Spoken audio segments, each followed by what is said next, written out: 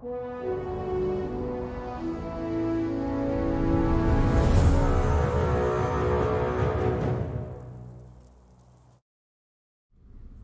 guys, this is Tim with City State Entertainment, bringing you our Friday update with Andrew and Ben. Let us know if you can hear us.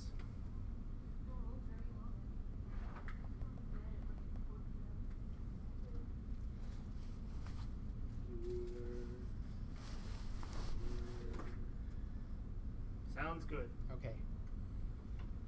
John's got our back. Alright, are we on? Yep, we're good. Huzzah, motherfuckers! Yeah, it's an Andrew and Ben update. So first off, going to give a great shout out to Max the Mysterious, Max the Mystic, Max the maker of babies. He is out, yeah. He's only made one that we know of. There's a combo bonus, it could happen. So that is why we have Tim running the, running the stream today. I gotta rename the stream to BEARDSTREAM. Hold on. Yeah, BEARDSTREAM. Or if you're feeling really clever, I'm gonna give a hint on this update. This today's stream is Einstürzende Neubauten. I don't know what that means. Okay, Einstürzende Neubauten was a German industrial band whose name meant new buildings collapsing. But we're Camelot Unchained, and so it's Einstürzende Neubauten. Yes, I don't speak German. Da. That's not German either. How do you say yes in German? Ja. Like, I only know how to say no in German because German is just so Nein! I swear to God, you can just you can say have a nice day in German and scare people. It's wonderful. So hello, welcome. How is everybody today? Are you as scared as Ben? I've had so much Red Bull today, it's amazing. Maybe it's that's been what's great going to on. watch. But we've got, yeah, Tim sits right behind me, so. Ear check. Yeah, it has been a very, very busy week here at City State as we push towards kind of our next major beta release. I'm not going to say an exact win on that because, as always, we got to stabilize and bug fix before we do that. But the big thing, the theme this week, there's just been a lot of work around buildings with a lot of people doing stuff, and the end goal is that you should be able to knock holes in buildings, have buildings fall apart, big chunks of rubble fly across the landscape. Can I possibly persuade Tim to run a clip from YouTube for me? Probably not. Aw. Not because I don't want to, but because I don't know how to. Okay. Yeah. Just I'm in this for the Lord of the Rings. I've said all along, that instant in the Two Towers when the wall explodes and the chunks rain down and crush orcs, and the people who are standing on the wall fall to their deaths, except for that one stupid Tuatha thing that surfs. I forget his name. There's another great one of Gothmog plays it with projectiles, I think is the name of the YouTube video, where the Siege of Pelennor Fields. That's where we want to end up, and that's something that only. Because we are so all in on, massive network scalability, simulating a full physics simulation on our server, pushing these things to the limit. This is a thing that I think only we are positioned to do right now. And, to really, really make it not a, oh yes, this building has taken damage, but holy crap, that chunk is about to hit me in the head. Yeah, the physics is what really matters to all that. Confirmed, Tuatha will be able to shield surf. That's the takeaway from this. So, that's been just sort of the big overarching thing on the Fairfax tech side this week. Without further ado, I guess let's talk about the top 10. Does Ben get to be our art proxy? I guess. Maybe I will know what some of these art things mean. We'll see. So there's also been a lot of just visual polish added. You know, we'll get like just the environments and making things look not quite so like things came in hot for beta 1 where it was we just said like, all right, and we got these buildings from the builders brigade and put that one there and that one there and that one there and that one there, and it's beta 1, and you know, it looked like it had been put together quickly, and now it looks like someone spent some time on it. So all right, let's talk about top 10 for the week. I'm you know, I'm kind of skipping over number 1. I'm just gonna shift everything down, and we'll talk about just the testing plan at the end, because I know a lot of people come in late and say, "What about the testing plan? When can we play things?" So number 1, building destruction.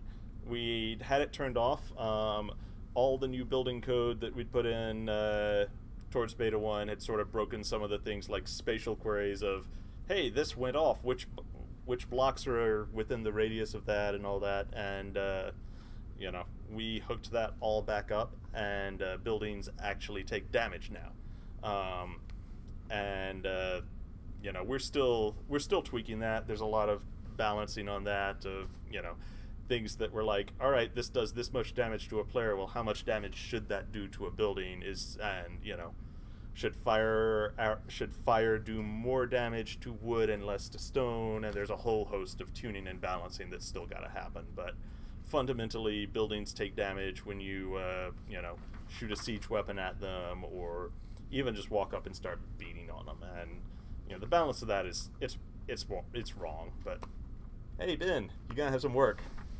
Yeah, that'll be a good time. And second, as part of that, today, Michelle and I, and with some help from Tyler and Dion, have been doing like a building damage shader where, like, you know, building takes damage and then like it gets a little bit of cracks and then it takes more damage and get more and more cracks specifically over the damaged parts. And we're gonna do more on that, but it's cool to look at right now. It's like all crackly. Actually, what's on New Auto Prep at the moment is it just does a color-coded thing of, like, you know, tints it yellow and then red as blocks start taking damage. But yeah, the crack shader's on Hatchery now, and that'll be cool. So number 2, because we skipped one, building stability. That's back on too, and that's almost all Rob's original code. That, you know, is pretty much take it and hook it up to all the new building networking code and just dot the I's, cross the T's, check the nulls, all of that programmery stuff, and it's pretty much working the way it was, you know, before we kind of went heads down on focusing just on other things. So now it's there.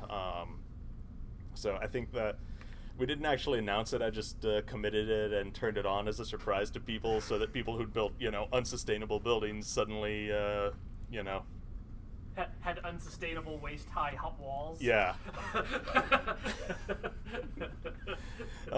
So, and you know, to give you an idea, like, say you build a little skinny tower, and then you start building blocks out from that, and just like a big, you know, sort of sideways L. And if you build it out far enough, eventually that's gonna be like too much torque on some block, and it's just gonna, that, you know, one of the blocks back here is gonna break off. And so what we don't have yet is like having the big chunk that's broken off come out into the world as a big physics projectile, but that's, the pieces are all there. They just need to be hooked up and made awesome. So I think I'm going to count it as a big success of the work that we've done in terms of, you know, putting in all the work that we've done in terms of making buildings really, really fast and efficient to network, mean that, you know, we can spawn a new piece of rubble into the world and have it go, and just have it work. So that's cool. So that'll happen. Probably not next week though, because next week you and I are going to be gone. Oh, right. So we'll talk about that towards the end. So number 3, lighting tech. So there's this traditional, very, very OpenGL 1.0 way of doing your lights, where like your light just has a position in space, and it's effectively an infinitely tiny point, and you know, all your light is based on that, and it's just, well, light streams out of that point, and that's mathematically easy, but it's not really realistic. And you know, because lights, you know, you have a light bulb, you have a torch flame, you have, you know, these lovely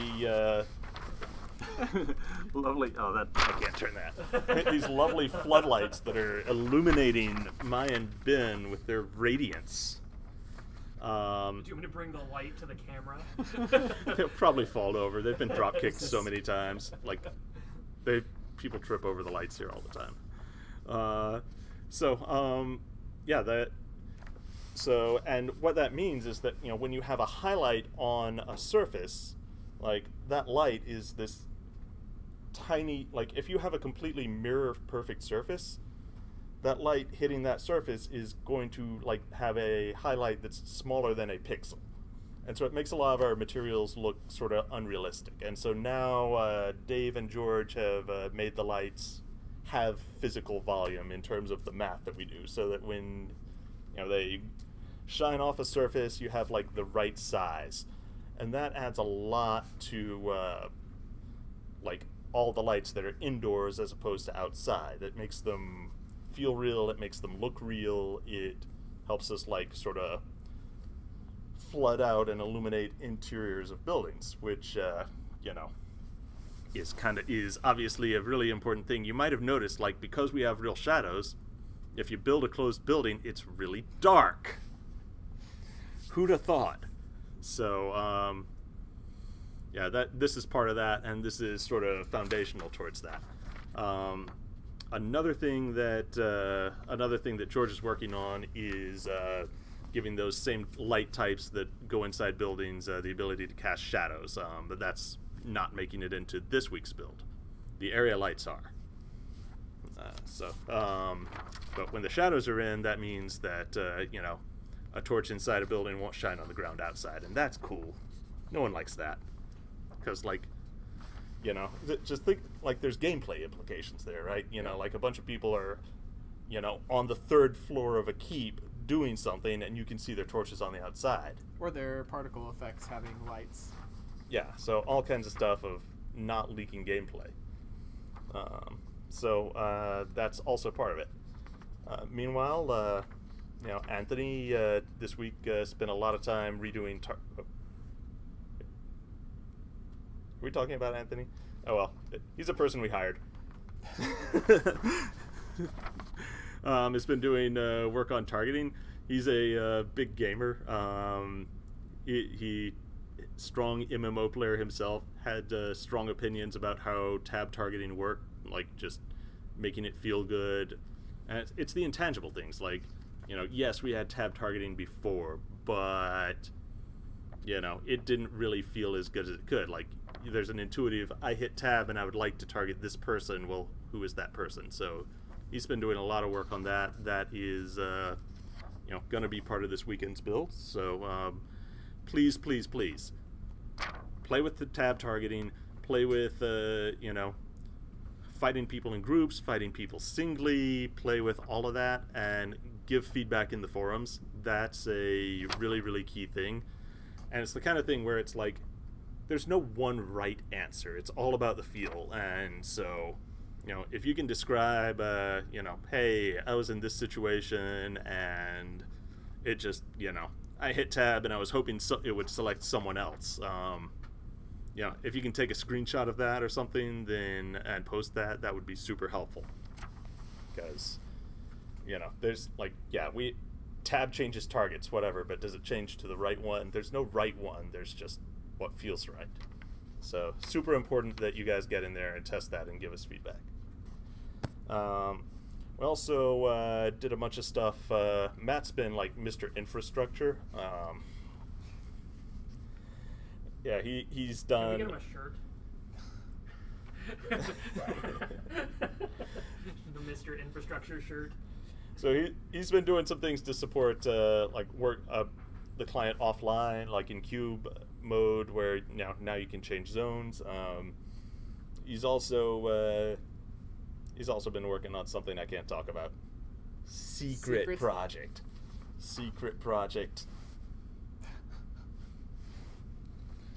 I don't know. If you go on my Twitter feed and look for the things that aren't building destruction, you'll probably figure it out. So number 7. I'm gonna fold several things into this. Bunch of UI work happened this week. A lot of annoying bugs fixed in the inventory UI. You can swap equipped items. You can see the names of crafted items in the tooltip. Items were failing to update when there was harvesting, and now that's not a problem anymore. See, the in-game compass HUD is improved, and it shows the positions of your fellow warband members on it, which is always useful. So it's not all tech stuff. It's a lot of the gameplay tweaks. And I'm going to now, just to get us into the right place, number 7. Ben's been spending most of his week worrying about magic. You say anything about that, Ben?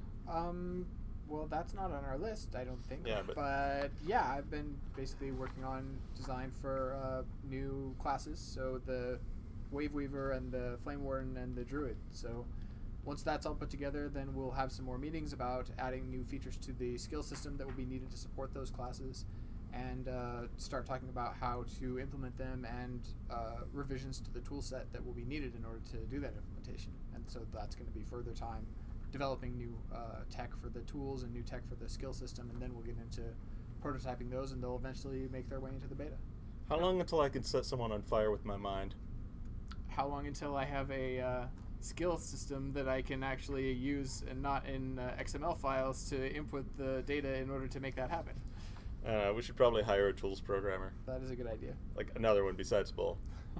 You posted some of the stuff about the Flame Warden on the forums, right? I don't recall. Did I? Thought we did. Maybe not. Thought we did. If we did, I didn't. So Okay. maybe Mark did. But if that is, then I just sure. go onto your hard drive at night and just post random files. Oh, okay. Some days it's design docs. Some It days takes up a lot of his time. I'm working on automating it. Yeah. Some days it's other things. Okay. So where were we? Yeah, now we're back on track. Real 8 is 8. 8. Oh, now we're back into numbers. Yeah, again. 8 is Okay. 8. Truth is truth. Sometimes. So James has been working on updates for the scenario UI. So this is an art update, or art, graphic design, all of that, not AJ and JB doing the implementation, but there is the art and the design is working on it. You've seen how we do things, where we have this super placeholder dev UI that looks like something like someone just used 1995 level HTML, and that's on purpose to just get things in super quick. Placeholder dev UIs, I made a rule that you're not allowed to make them good. Programmers aren't allowed to make them good. You either use the super ugly GeoCities page HTML, or you hand it off to James Koo to do the real one. So this is we're finally getting good sexy scenario UI stuff from James. Do you know if this means the actual HUD while you're in a scenario that displays the score as you're playing, or the actual queuing window where you're selecting which scenario you want to join, or is it both? I believe it's the first one first. But yeah, the scoreboard could use a little love too. Yeah. But we'll come back to that. I think the queuing one is the worst one right now. That is definitely true. So that's going to be the one that's fully replaced. So why don't you take a turn? Oh, We're okay. going to trade off now that we're out of programming. Now that we're into art. Okay, well, work in progress death animations and effects. So art is going through the animations for characters when they die, and adding some variety, so that sometimes you will randomly get a different death animation just for extra flavor and fun. When you see people dying, they'll have multiple animations instead of always playing the same one. Yeah. What's your favorite class to kill now? I don't know. I haven't even seen all of these actually. The only one that I think is in the game right now is the Mjolnir one, where he like drops his hammer on his head. But the other ones, I don't even know what these animations are yet, so I haven't seen them. So, number 10. Okay. Do you want this one? Battle music. I thought so. How do you feel about battle music, Andrew? Like, if I'm a big metalhead, but if you say, Andrew, you want to listen to some battle music, or battle metal, I'm probably gonna be like, I bet this is cheesy. I bet this is by like Unleash the Archers or Fintroll or,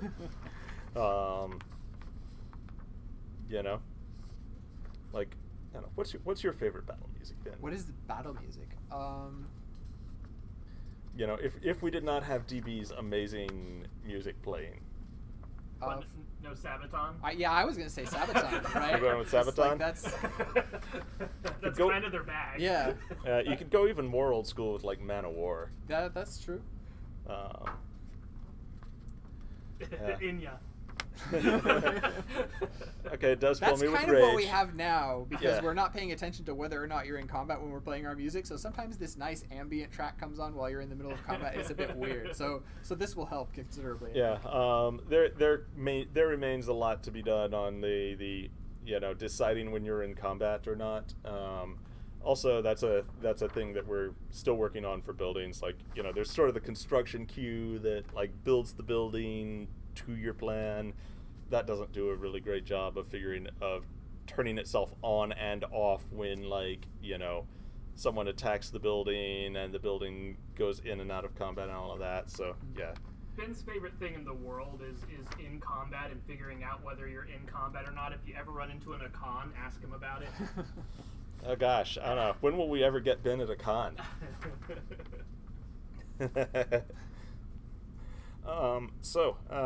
Anyway, battle music. There is real battle, DB's been doing more and more battle music, and at some point we're just going to flip over and just play that in the background when we stream instead of, the sound of the air conditioner running.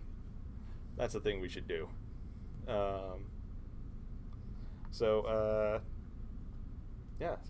Number 11. That's Ben's. It's Ben's turn. So, art environments. Tyler and Dion have been working on a lot of the art for like the home islands. So if you go onto those home islands, if you're in beta testing, you'll see a lot of differences in just cleanup in general that makes those look a bit more polished. There's not really a whole lot more new assets or anything. It's just that there's been more time put in on organizing the things we have, making more hand-created areas, because like Andrew was saying, when we first got into beta, it was very much just trying to get everything in and make sure turn on the worked. Procedural. Yeah, and a lot of things were procedural. So they've gone through and done a lot more hand editing to make things look a little more built up and interesting on these islands. So take a look at it and see what you think. Yeah, I just want to stop and brag for a second. Like, the fact that we have like this system where like we can just instantly poof, okay, here's an entire island already populated with trees and all, and then go in and make some changes to that, but interleave the hand-created and the procedural and have them interact well together. That's pretty cool. I admit, it's cool. Yeah. So, number 12 out of 10 with rice. 12 out of 10 with rice, man. John is moving forward on character stuff. He's doing a lot of work on proportions and pauldrons and working much more hand-in-hand with the animators to, get helmets in the game and make sure everything, like the skeletons and the characters are, you put a character on a skeleton and that moves it around, but, there was a little bit of disconnect, and we're improving all of that now. Like, so shoulders look better, those kinds of things. We also saw how much all of you guys enjoyed crafting and making new gear like capes, so we're gonna put in even more things for you to make, mostly just like, oh yeah, this has a different fringe, this has a different insignia, this has some different colors, kind of just to give way more variety in terms of what you can craft and deck yourself out in for the upcoming test. This has new helmets. I thought I said helmets. Yeah. You're a helmet. Hey, Ben. It's your turn. Oh. So art animation. Scott and Tyler and me apparently are moving forward with the next pass on ability animations to better support the wider range of ability things. This is really just prototyping right now, so there's not a lot of new animations that are actually going into the game right now. What we're trying to figure out is how to build animations in a way that supports more dynamic timing. So right now, if you're in the beta test, a lot of the skills have very similar or identical timings because we're not as able as we would like to be to adjust the timings for skills very far using the same animation. So we can make fast skills and we can make slow skills, but each of those right now sort of requires its own animation in order to look good and play at different speeds. I mean, like, yeah, if you just take an animation of a sword swing and just play it back at half speed because it's a slow attack, that looks lame. Yeah, so that's sort of what we have right now. And what we're trying to do is figure out how to break up animations into more subsections and insert different clips at different places in order to make those animations actually have dynamic timings, so that based on buffs and debuffs, based on crafting swords that have different stats or whatever, you can get different timings without having to make whole new separate animations for every possibility. We've also done some things about, like, you know, split it into pieces. So, like, here's the wind up, and that plays at a constant speed, and then, you know, idle for a little bit, and then play through if, like, you know, the warm-up time of an animation is high, or, you know, swing through and just be like, oh, gosh, I'm so tired with my shoulders, I can't pull the sword back yet. So those kinds of idles, like, they look really, really good when you've got, like, you know, say casting, like, you know, oh yeah, this cast has a you know, 0.7 seconds of prep time, and so you go and build up your fireball and cast it, and those worked really well for some of that stuff we've prototyped, and, you know, a little less well because what exactly does this mean? So that's another thing we've tried out, and, you know, it is a poor fit for melee but a better fit for magic. Yeah, and so we need to figure out specifically for melee attacks, for faster things, how do we adjust those timings, and then for magic, how do we even to some extent account for it in that as well, because if you just have a loop, you don't necessarily know how far into the loop someone is just by seeing them in the middle of an animation that's just indefinite until it needs to go off. So it helps. Part of that will be solved through visual effects, where the visual effects get bigger and bigger, and you can see, oh, that's almost done, because you know what the visual effect looks like.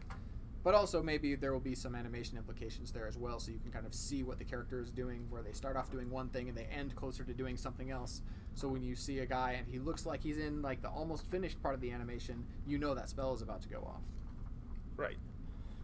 So that's our top 13 out of 10 with Rice. Except for one. Well, all right. So we're gonna circle back to that because we are at the midway point. So I know what everyone's question is what's the plan for testing this weekend? When can we go in and kill each other? What will we see differently when we do that? And I'm going to suggest that we take a break and make room for Tim, because Tim is the testing master. John's driving now. All right, Tim. Hi guys, I'm Tim. How's it going? So what we've got going on today is a bunch of the stuff that Andrew and Ben talked about in the top 10 has sort of all been cooked together into a build as of this morning. We've pushed it out on Nuada Prep, so if you're Beta 1, you've got access to that right now. We're probably going to be testing that for another 2.5 hours. We may have a little bit of downtime to sneak in some more incremental improvements, depending on what all we've got when I get off the stream. And then the plan is to probably have a test tomorrow, either 12 to 3 or 1 to 4 EDT. And it'll just be most of the same stuff that we're doing on Nuada Prep right now. So we'll have scenarios up. The contested island will have building and building destruction enabled. We'll have your building zones turned off, because if you want to do building, we want you on the contested island where we can fuck shit up. And And yeah, so that's basically our test plan for now, foreseeing any sort of catastrophic failure in the next couple of hours. Yeah. Go into the contested zones, build buildings in the contested zones, tear down other people's buildings in the contested zones. Yep, that's pretty much it. So, yeah, things that are in this build: building destruction from the top 10, building stability, the new lighting code, did the new targeting code make it in? Yep. I wasn't sure exactly when. All the UI bug fixes and improvements are in there. Let's see. I'm not sure how many of the death animations are in yet. That I don't know. Yeah, I don't know either. the various art. Ben seemed to think that the Mjolnir one might be in there, so go kill some Mjolnirs. Yeah, marked for death. Also, Remember when we started this game and that wasn't like, you know, a Nazi symbol? the Mjolnir ult has a really nice big hitbox for knocking on buildings. So you Mjolnirs out there, go ult a building. It's fun. Yeah, the Black Knight Void Slash is also just like, well, there was a building there. Do we still have like paper buildings where every damage point? There's a knob. There's a knob, and we turned it. You know, it's turned up to paper mache for, like, you know, when I'm testing stuff. But yeah, we turned Void Slash down from a big sphere to like a slice now.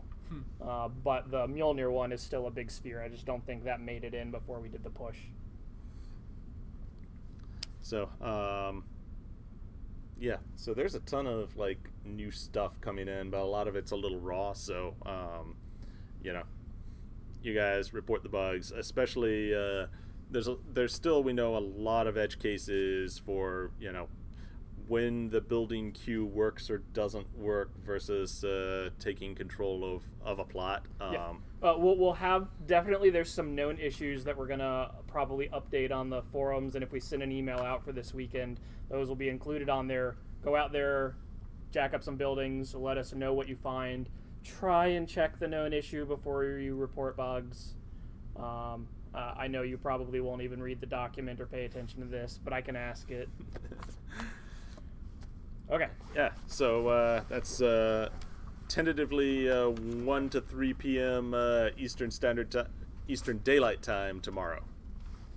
So, let's see, what else is coming?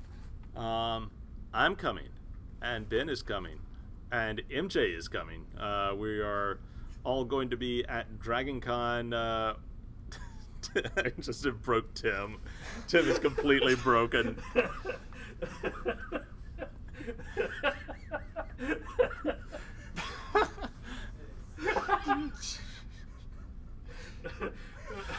You got a dirty mind. Hey Tim, Andrew and Mark and Ben are coming to DragonCon in Atlanta. We have Camelot Unchained panel. I'm not sure of the exact schedule on that because it's DragonCon and it's by fans and for fans, and that means not always like the most super professionally organized, because all the people involved in organizing have day jobs that are not DragonCon. The definition of, you know, fan driven. So I'm not sure of the panel, but if you're at DragonCon in Atlanta, come say hi to me and Ben and Mark. Look for 2 out of the 3 beards. Buy me a drink at the Pulse Bar in the Marriott. Yeah, good times. And you know, we will see you there. We will probably have some swag. We'll probably have some stuff to show off. You know, I'm just going to preempt the question and say, what about PAX? I think there will be some city-state people at PAX, but they are not in a booth because, oh my god, PAX booths are expensive. We would much rather spend that on making the game and you know, save the marketing until we're like, you know, in the final stretch to launch. But you guys are you know, keep an eye out for various city-staters at PAX, and definitely come see us at DragonCon. The East Coast and West Coast Nerd Fests. So, I think that covers just about everything. Everything that I know of. Yeah, so we will give you 24 minutes to ask us questions. All right, it's Q&A time, boys. Andrew's engineering, and Ben is design. So, you know what to do. Oh God, the questions. It's like someone just like pulled out the butt plug of questions. No. It's like a ripcord.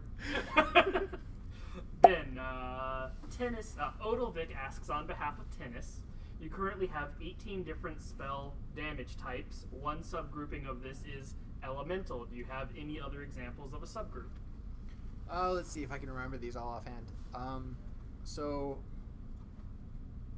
all of the elemental types are fire, earth, air, water, lightning, and one other one that I don't remember.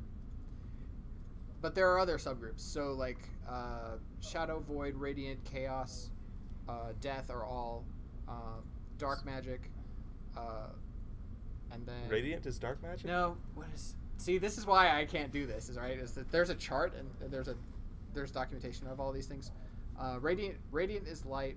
Radiant mind, spirit, life are light. Dark, void, chaos, shadow, death are dark. So those are more or less the subgroupings. And then there's arcane, which is just separate on its own.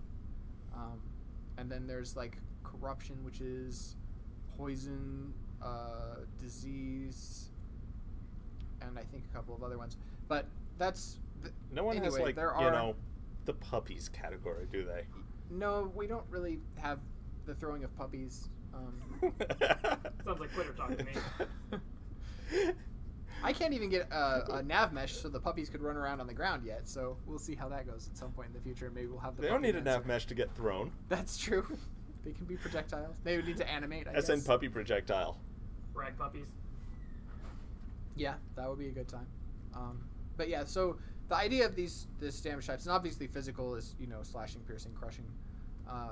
And so the idea of those subgroupings is to basically make it easier to write out when things are subcategorized and make things work against groups of things rather than just individuals, so that we can say things like, this is strong against all elemental types, or this amplifies all elemental types, instead of writing out each of them in a list wherever we have that.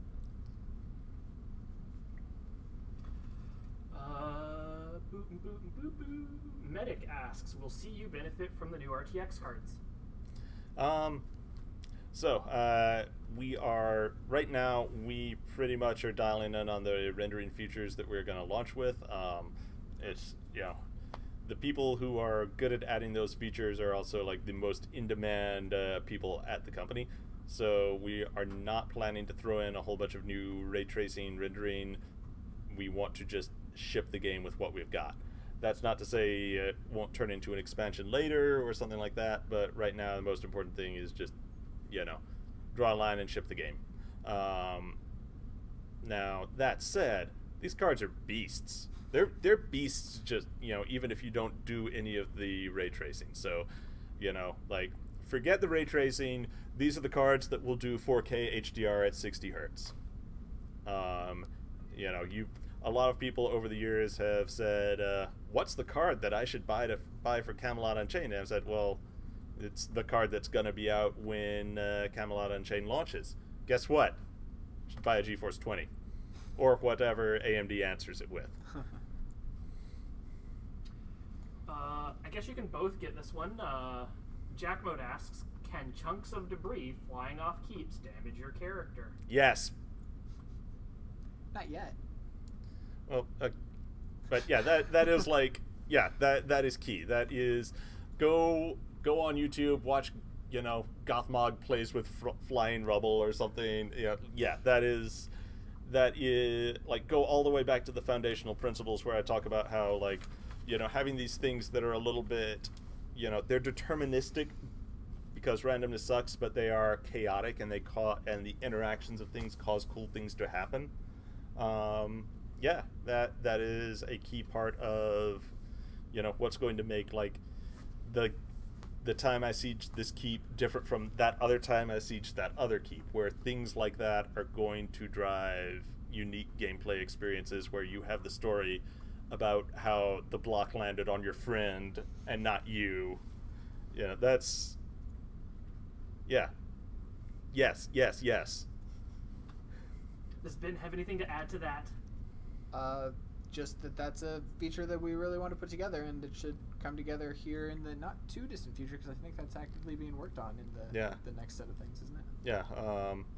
You know, I was trying really, really hard to get it in this week, so it just was taking a little bit longer, so I switched over to the damage shader for buildings, but that's like the thing that I most want to do. Like, you know, I said I was keeping the beard for beta, but, you know, really, like, that's the benchmark of awesome. So who knows? Maybe it'll be in there, you know, maybe we'll show it off for the first time at Dragon Con, and then, like, you know, y'all can shave my beard right there. Oh, you should sell it. Jack Mode asks, will death animations eventually be damage-based? If you get killed by a fire attack, is there a possibility of your character being incinerated? That would be really cool, but largely stuff like that is based on just animation bandwidth. Like, we have a lot of animations we want to get through for different weapon types. We want to have different animations for different spells, so you can tell which spell somebody's casting, even if the fire particles are just fire. You know, you can tell what animation they're doing. So it sort of depends. Like, it would be really cool if we could have each character, because each character has their own set of animations. Every combination of race, class, right, gender, you know, attacker type and damage type, all select a different combination of stuff. But, you know, that's what, how many races times how many classes times 2 genders times how many different damage types, like. Yeah, and so you have to sort of subdivide that down and be like, well, how much variation can we give, and like, where do we draw the line, and how many of those things we can actually. And maybe we could do some stuff about, like, mix and match of, you know, hey, you know, if you die from fire, then, you know, we'll throw some particles on your corpse as you play the same death animation. Yeah, so stuff with particles is super easy, but actual animations that we have to make by hand, since we're not doing anything with, like, ragdolling people, those are a little bit harder. Just ragdolling buildings, the hard one. What particles would you play on someone who dies by rubble? Probably dust particles. Dust. The red mist. Scorpo67 asks, how is the progress going on the change from 32-bit to 64-bit, and what impact, if any, will it have on building destruction? So,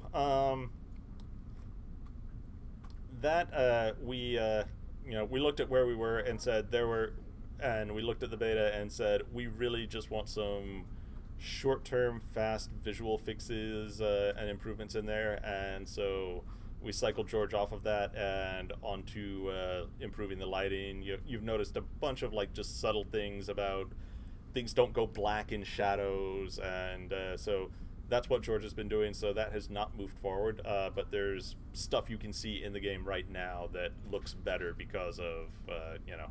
Also, when you scroll the camera right up on your character, there's a whole lot less decapitation going on from the camera near clip plane, so those kinds of things. So it's just, hey, George, here's a, you know, like, you know, just the list of, like, easy stuff. So, he's going to be getting back to that in fairly short order, though. So, yeah, we'll see. We'll see when that moves forward. It should be moving forward. I want it to move forward, but, you know, we wanted to show just good forward stuff. Dreege L asks, Ben, what is your ideal vision of horizontal progression opposed to a classic vertical one? Is it getting more tools and more complexity along the progression as opposed to more power? Or do you have another vision? What is planned / doable for CU long term? So horizontal progression, to me anyway, is mostly about giving your character specialization and, like you said, sort of more tools. The problem with making tools too utilitarian is that basically equates to power. If you have things, for example, like this character does the same damage as this other character, but one of them gets a stun, then that is able to make the other character stop doing damage, and then that character who has the stun just wins, even though that wasn't a vertical progression but necessarily. you can trade it off a little bit about like, hey, you know, now you have another attack that does less damage but has a stun, or Sure. So there, you have to make sure that you're accounting for all of these things. But just the fact that you have that extra option, that you have these other capabilities, one character that has 10 abilities and another character that has 50 abilities, the character who has 50 abilities is probably going to win just because they can make something better out of the they can take advantage have. of situations better. Right. And so you sort of have to watch out for that. And that's the kind of power that characters are going to get just from a horizontal progression system, where you just get more and more things, even if the things aren't necessarily just straight up better, just straight up higher damage and things like that. So as Tyler likes to say, your character will become more robust? Yes, Tyler would probably like to phrase it that way. I don't know where Tyler actually went. But He's off in the bathroom robusting. that might be true. So that's sort of where we're going with the horizontal progression, is that we do want to give you more things that your character can do. We want to make sure that characters start off with a reasonable number of things that will allow them to be able to join groups and run around in the world and participate in RVR right from day one, but we still want more advanced characters to be able to specialize more, to be able to gain more capabilities, and be able to grow in ways that allow them to more fit the playstyle that they want. Real Life Gabo asks, are there plans to have buildings naturally decay from the environment, such as weather, wind, age of the materials, and so on? We do not have any definitive plans in that. You know, it's like if the player base is actively and interestingly engaging, they won't get the chance. What we do have more plans for is just sort of breaking up the very, very geometric look of, you know, just adding a little bit of variance to the buildings, not making it just like big horizontal, you know, just big perfectly planar slabs, giving them a more organic look in general. We haven't talked about doing any of that over time, but we have talked a lot about just doing it in general to make it look like, you know, a world that's not perfect, because geometric primitives do not exist in nature. But we have also talked about to combat tons of plots everywhere, there will probably be maintenance or upkeep to go with your keeps, which could cause them to plot upkeep is required. That's just, you know, we're not gonna let people, like, you know, just go AFK for months and, like, you know, here's a building plot that, you know, they're not using it but no one else can. So, you know, exactly what we'll do, we may start, you know, running the construction queue in reverse on plots that don't get maintained or something like that. But yeah, so we'll slowly grind it to the ground. Yeah. Alexander Gallant says, I'm really interested to back this game. I'm really new to it, but I want to know what are you guys doing for translations for other languages? Will it only be in English? So, it's eventually going to be translated. Right now, we are certainly leading with English. You know, we have translators doing web stuff and forums and all, but, you know, and there are certainly plans for European servers, for instance.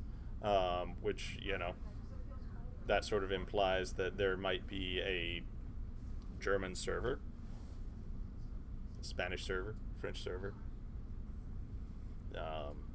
You know, not just in the country but in the language. But I think that's one that MJ's gonna have to speak to, not me. So catch him next week. Well, not next week at DragonCon, but I don't know, we could do the update from, like, you know, we could do it from we could just do it, like, right from the con floor and be like, hey, we're drinking. If internet allows us. The people in Fairfax did something. They didn't tell us. Convention internet, not the greatest. But yeah. We'll see. We'll just, like, do it. We'll do the update over IRC or something. Just get a teletype.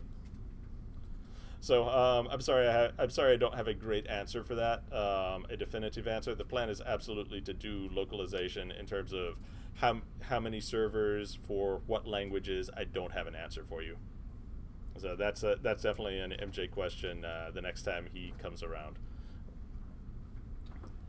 Das LPS Schaff asks, Amazon's New World says their world aims to feature up to 1,000 players. When will we bring our realms to steal their land and beat them up?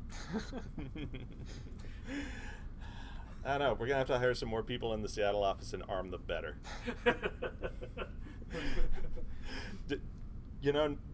Did you see the news like yesterday or this morning that Kalashnikov, makers of the AK-47 and AK-74, are like making electric cars now? That's interesting. You could drive your AK while like wielding an AK. We live in the stupidest timeline. It's like, yo dog, I heard you like Kalashnikovs, so I put Kalashnikovs on your Kalashnikovs so that you. So anyway, we'll get the Kirkland office to load their Kalashnikovs into their Kalashnikov, and go take some territory. Take over the space bubbles. Space bubbles. Have you seen the space bubbles? No. Yeah, Amazon's got space bubbles. Like they're like the arcologies out of SimCity. Interesting. Those craziest headquarters. Odelvik asks on behalf of Darlgon, why do all the derived effects and the character creators seem to be defensive or passive like regen or carry capacity? Where's the attack stuff? Where is he looking at? In The character creator? Like all the derived abilities? Or the derived stats? So like if you go for vitality, it ends up giving you health, or if you go for endurance, it gives you stamina, or vice versa, I forget. Oh, okay. Basically because it's a further layer of indirection. So like strength is supposed to be able to enable you to use weapons that have more damage. Right now, obviously, the crafted stats of weapons aren't diverse enough to allow you to do that. But once we have the stats actually factoring all the way through to the stats of your weapon, the stats that you start your character out with will have the effect of making your character able to do more damage just by equipping different weapons. So the idea with that is if we directly gave you more damage with just the raw stats themselves, then we would basically just have to take that budget away from the stats that we could give you through the items. So we're trying to keep more of the stats in the item system and less of the stats in the weapons. The stuff that we're giving you is stuff that doesn't come from items. So like, for example, none of the equipment that we give you gives you more health. So the only way to get more health is through your stats. And so that's sort of the breakdown that we have. We're trying not to like double dip on things where some of the stat comes from one place and some of the stat comes from another place. So more strength doesn't equate directly to more damage, but it equates to the ability to use weapons which might be heavier and therefore cause more damage. Right. Choices matter.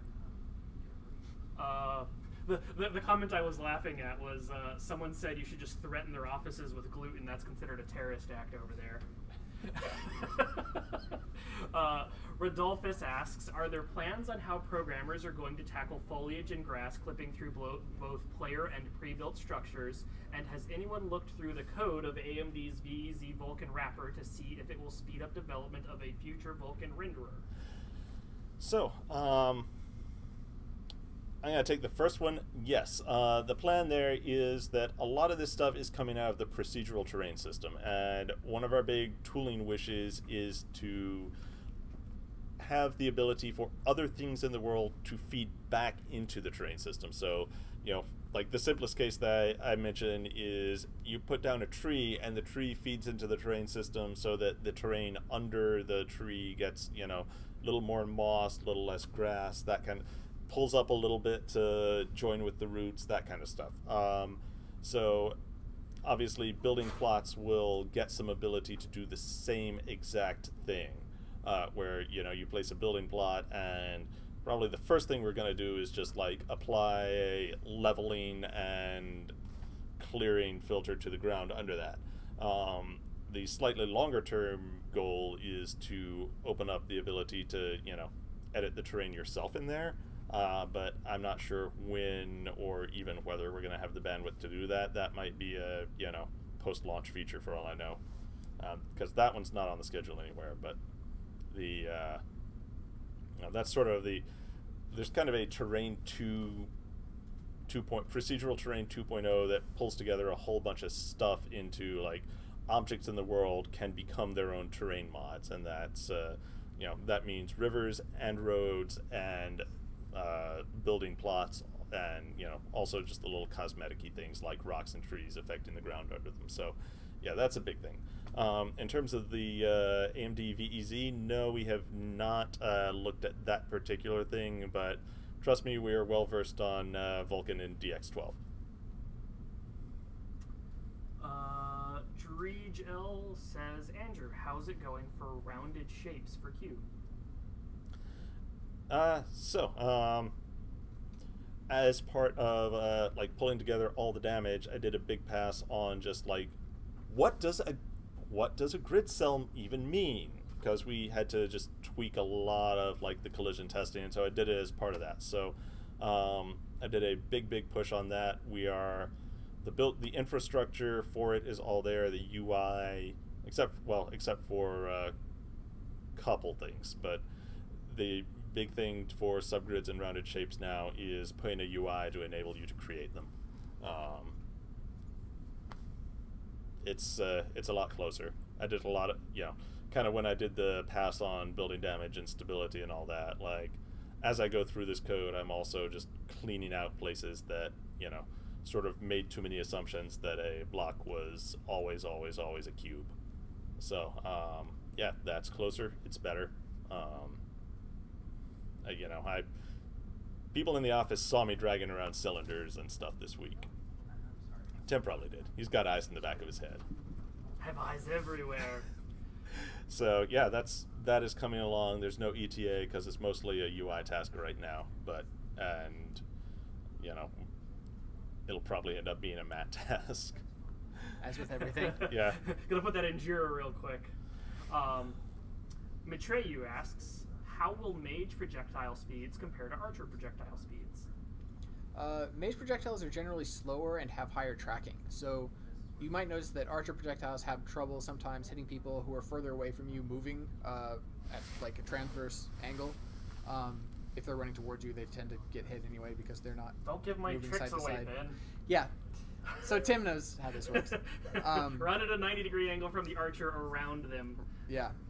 Well, I mean, they could always put, you know, go in manual aiming mode and lead you better. Yeah, that's true. but I mean, they're all you can aim yourself, but the way that the projectile system works, just with straight up tab targeting, is that the projectiles go fairly fast but don't track very well for archers. For mages, the opposite of that is true. So they'll track much better, but they'll also move much slower. So if you see a magic projectile coming towards your character, you'll have more time to like run and hide behind something, but you won't have as good of a time just running out in the open and trying to evade the projectile that's coming towards you.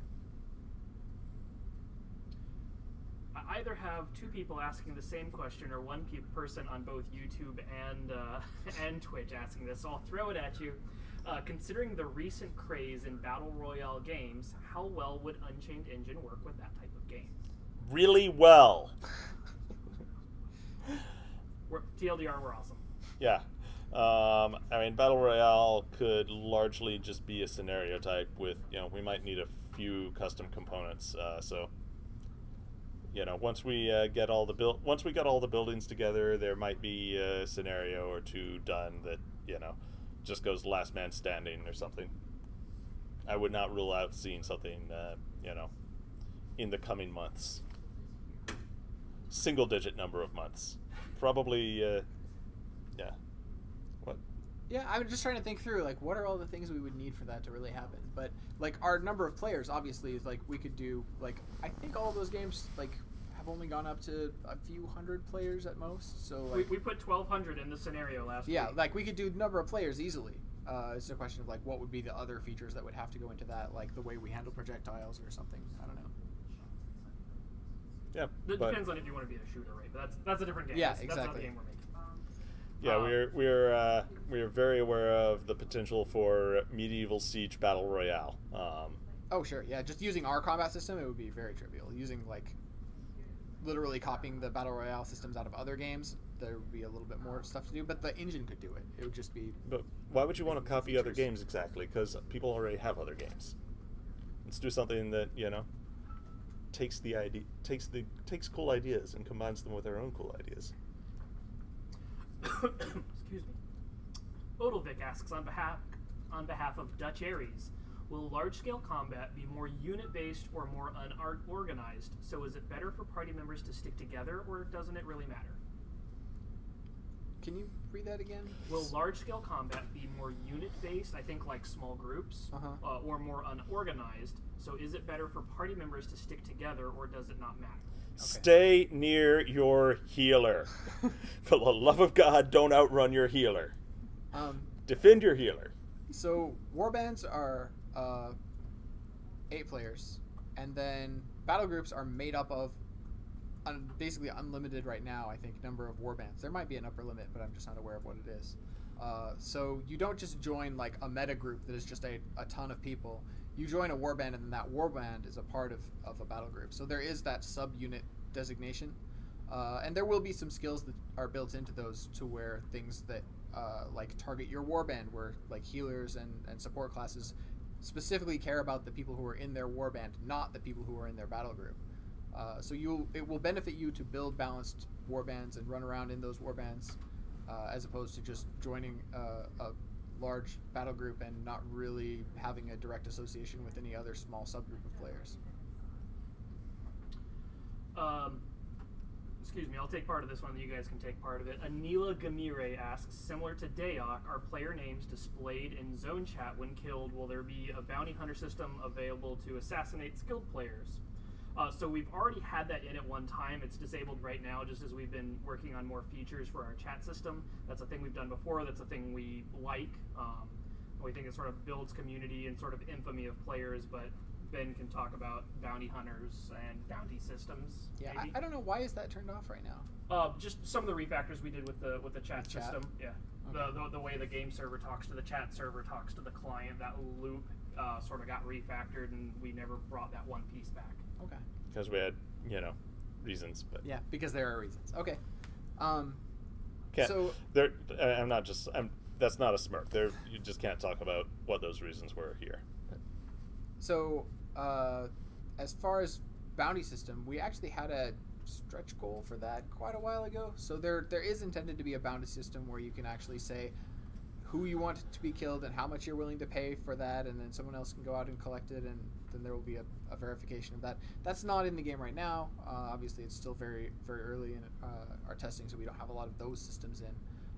But eventually that will be built into part of a larger system that is sort of a task-driven system, so that you can say, I want 100 units of stone of at least 50 quality, and then another player can go out and give that back to you. And I want 100 units of dead bin. Basically, yeah. So you can do that as one of your deliverables. Yeah. Exactly. So that'll feed into a larger system that will do more things than just that, but also will help to have a bounty system in there for people who like that sort of thing. Now I want to have like a collection, right? Like, I'll trade you 3 dead Andrews for a dead MJ. there was a wee bit of this in Warhammer Online. There's some trophy system. That's true. Yeah.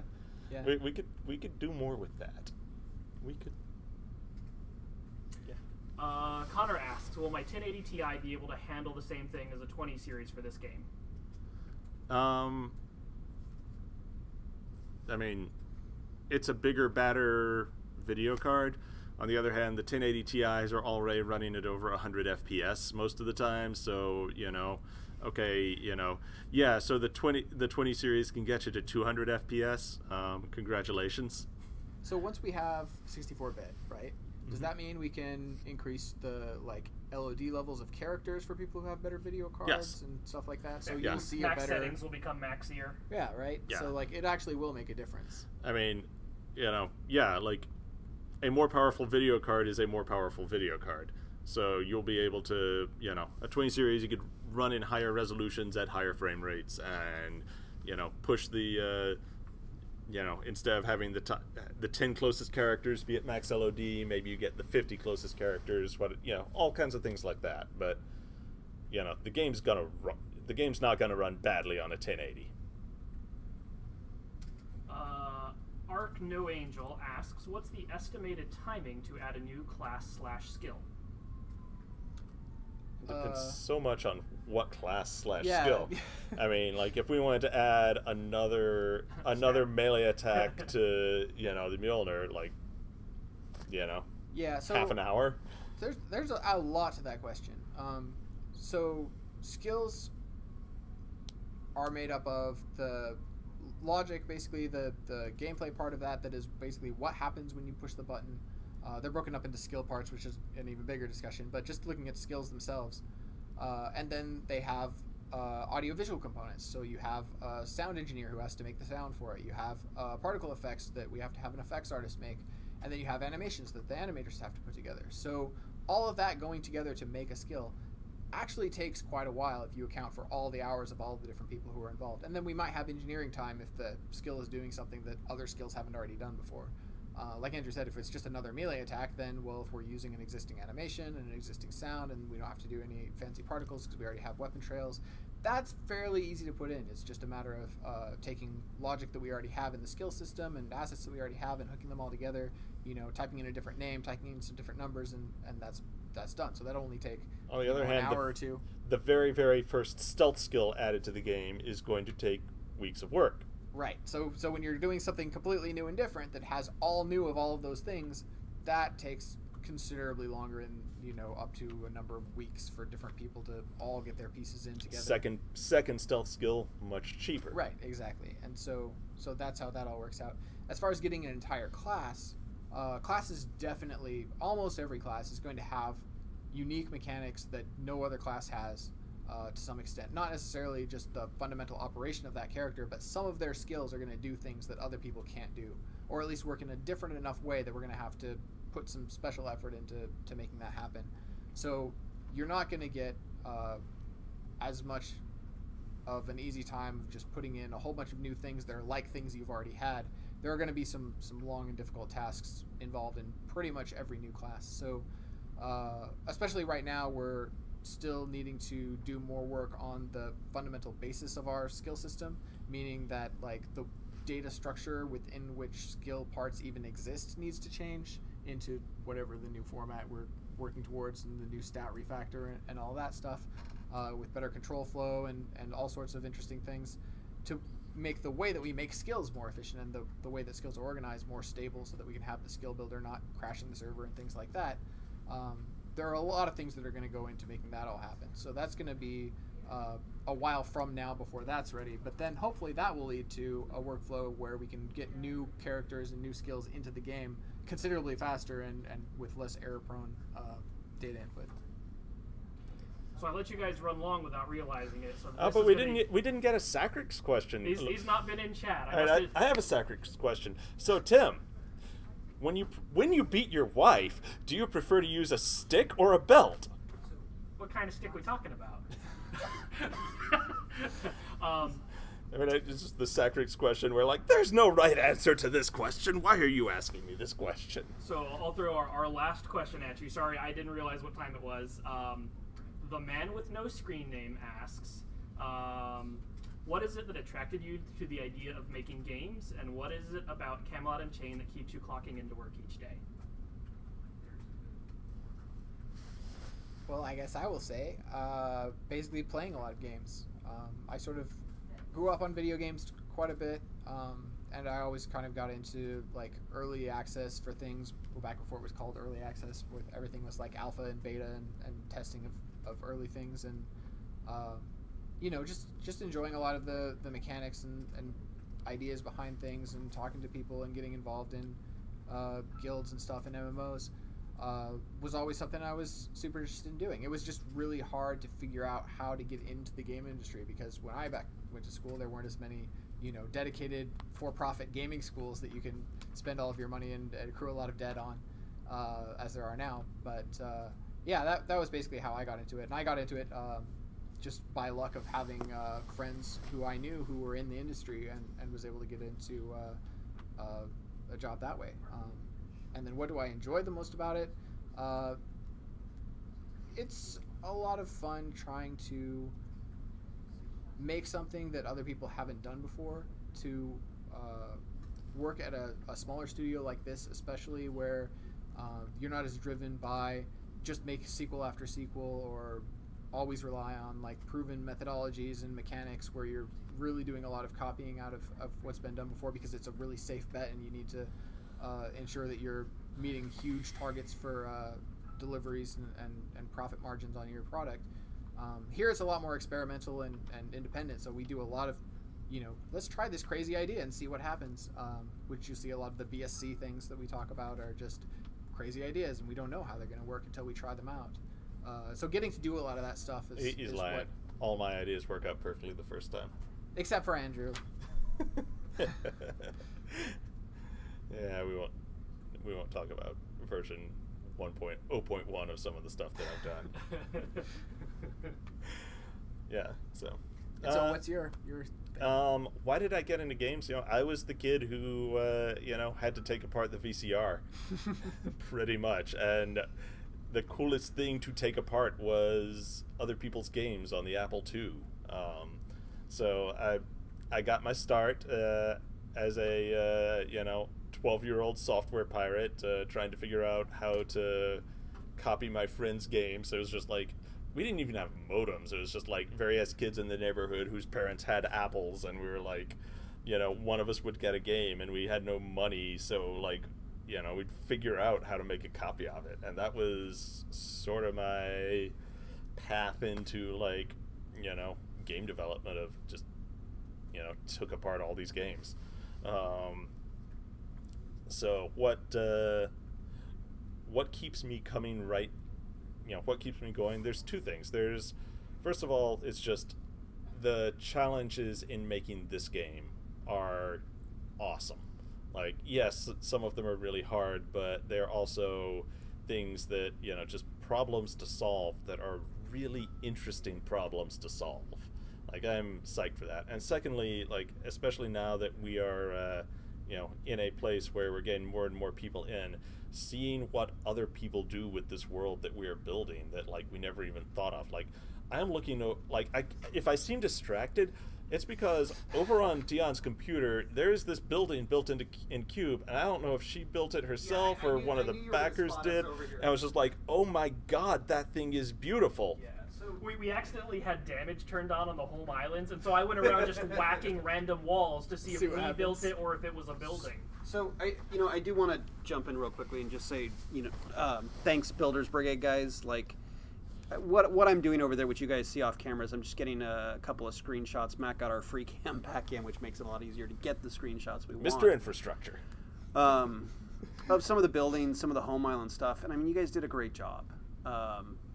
We've got very clearly Arthurian, Viking, and TDD buildings on the home islands. Hey Dion, literally what you got in your screen there. It's a pain in the ass to make screenshots.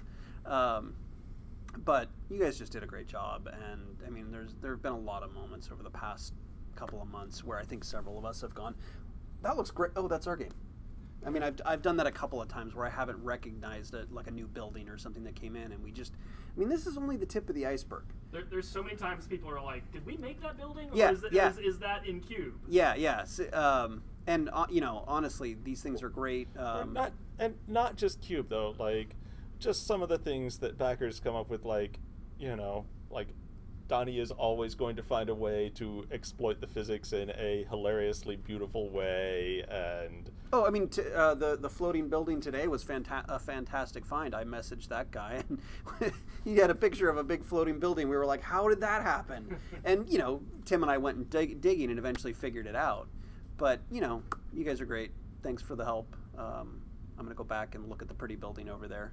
Yeah, just, it's like we're building a world, but some of our backers are, citizens of that world, and just seeing how it unfolds. Yeah, and more credit also to those doing some of the rendering code and everything for the buildings. Like Dion and I, I duped a bunch of the buildings to kind of fill out some areas, and the only frame rate reduction really was in me fucking up the LODs of some trees.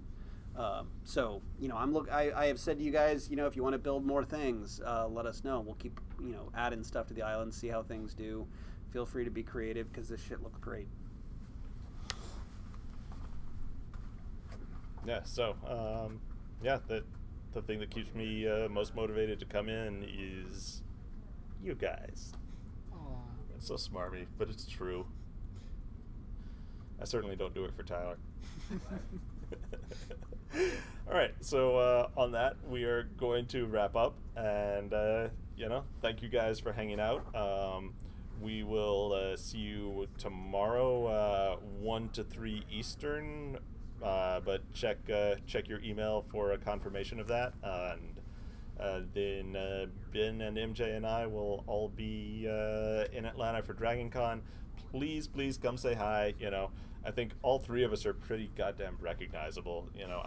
I'll have the hat on. Ben will just have like his Benness on, probably huddled in a coat because Atlanta's too cold for him. And MJ classic Hawaiian shirt usually. Probably. Yeah. So come find us. Come say hi to us and come to our panel and hang out. And check out the new home islands this weekend too, please. They look so much better. They feel real. Also check them out both in daytime and nighttime because of all the work we've been doing on the lights. Yeah, that too. Yeah. So, yeah. Yeah, to answer a quick YouTube question, yes, we do this pretty much every week, same time. So we rotate around who does it. I don't always. It's not common for me to be hanging out saying fuck a lot, but it's usually my job. All right, thanks for joining us for our Friday weekly update. It's been City State Entertainment on Camelot Unchained. Thanks, guys, and see you soon. See you later.